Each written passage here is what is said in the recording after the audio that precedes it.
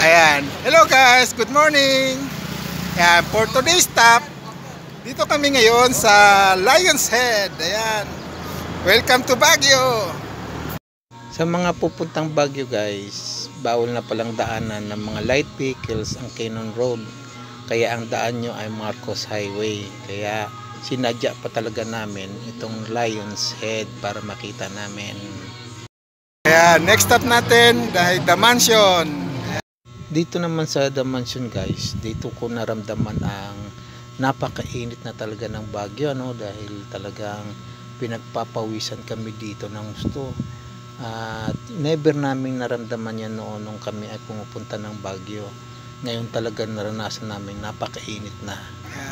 Next stop is Burnham Park.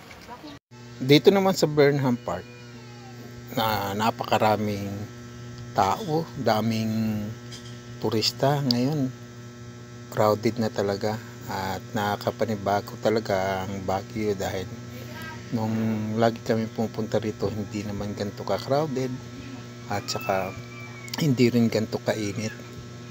Ayan, no, talagang tirik na tirik ang araw dito sa Burnham Park.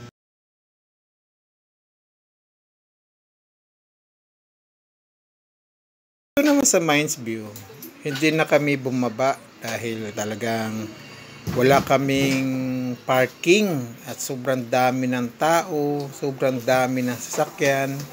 Kaya nag-decide na kami na wag na lang bumaba dito sa Mines View at mag next stop na lang kami. At ang nag-decide kami na punta kami ng Strawberry Farm. Ito na tayo, next stop, Strawberry Farm. Ayan, ito na yung pinaka-last stop namin, ang Strawberry Farm, at hindi na kami nag-strawberry picking dahil baka hapunin na yung uwi namin. Kaya nag-decide na kami na take off na kami ng uwi. Ayan po mga kasubers, tayo ay magtatapos na sa ating adventure dito sa Baguio ngayong araw. At maraming salamat po sa mga nanonood at maraming salamat sa inyong suporta. Hanggang dito na lang muna ang ating vlog for today. Ayan, so muli salamat at God bless. Ayan, bye bye.